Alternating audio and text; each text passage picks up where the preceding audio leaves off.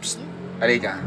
May ikukwento ko sa'yo ngayong biyahe ko ngayon. Papakita ko sa inyo kung ano yung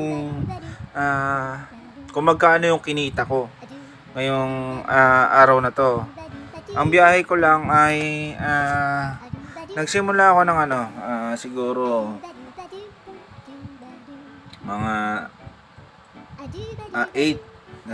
Nagsimula ako ng biyahe alas 8 ng umaga hanggang nakauwi ako sa bahay siguro mga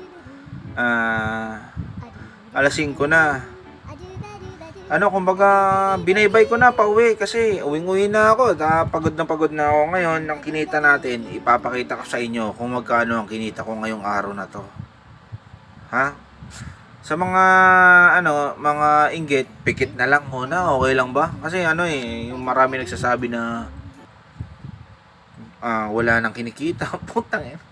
Ang bobobo nyo! Bobo! Wala lang kasi kayong diskarte, mga kupal. Ang gawin nyo, gusto mo ba hindi, mamaya sasabihin ko sa inyo ang ginagawa kong technique para kumita ng ganito. Okay? Ito, bibilangin natin yung kinita natin ngayong araw na to. Teka lang iano ko lang para makita nyo na walang kita nyo ba ako Oh. Kita nyo ba mga boss? Ngayon, bibilangin natin ang kinita natin ngayong araw na to. Okay. 1 2 2,000 na. 2,000. Ito yung lagi kong dinadalang panukli. Nagdadala ako ng panukli na 2,000. Ito yung panukli ko, hindi ito kasama boy. Panukli ito makinig ka. Okay. Ito panukli ito. Tatabi ko to. Ngayon, hindi tayo nakikita Ngayon, ito yung kinita natin.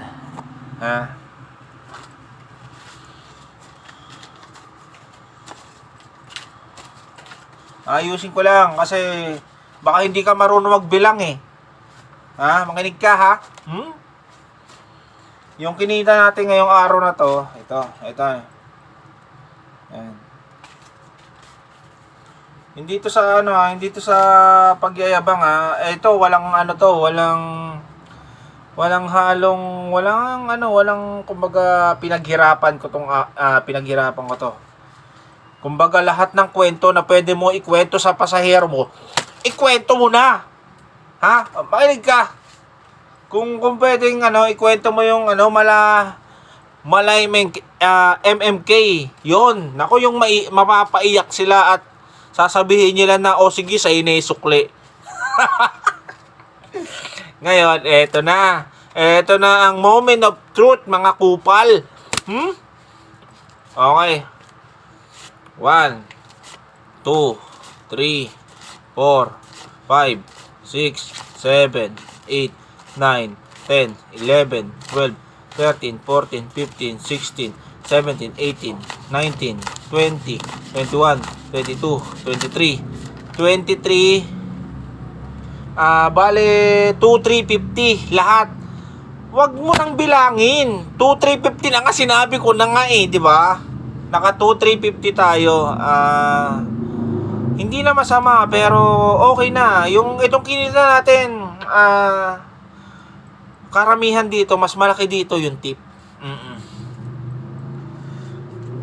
Diba? Ganun lang. Yung biyahe natin, diba? Nakabiyahe tayo ng ganun. Kahit pa paano, mas malaki sa minimum pre. Diba? Ewan ko ba kung bakit sinatsaga pa ng mga minimum na nagtatrabaho sa mall, sa mga grocery. Bakit ba kayo nagtatrabaho dyan? Putang ina, hirap na. Ay, nako. Yung sinasahod nyo na minimum na 650, putang ina. Huwag na kayo magtrabaho kasi ang alam nyo kung sino pinapayaman nyo dyan. Yung mga kumpanya nyo, mga putak. Hindi, joke lang. Magtrabaho lang kayo kasi pumasok lang kayo na pumasok. Enjoyin nyo lahat ng gusto nyo enjoyin sa pagtatrabaho nyo na may kompletong benepisyo, Yon. Pero kami, dito na kami, hindi na kami papasok sa, hindi na kami magiging empleyado na mamamasukan na minimum lang. Hirap. Sobrang hirap ng buhay ngayon. Yung 650 mo, isang kainan pa lang ng isang pamilya. Maawa ka naman sa pamilya mo, boy. Ngayon, itong kinita ko naman to, kulang pa. Kasi may babayaran ako. Utang ina. Siguro ano pa,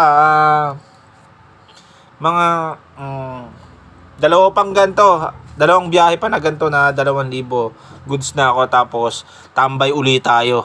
Yun.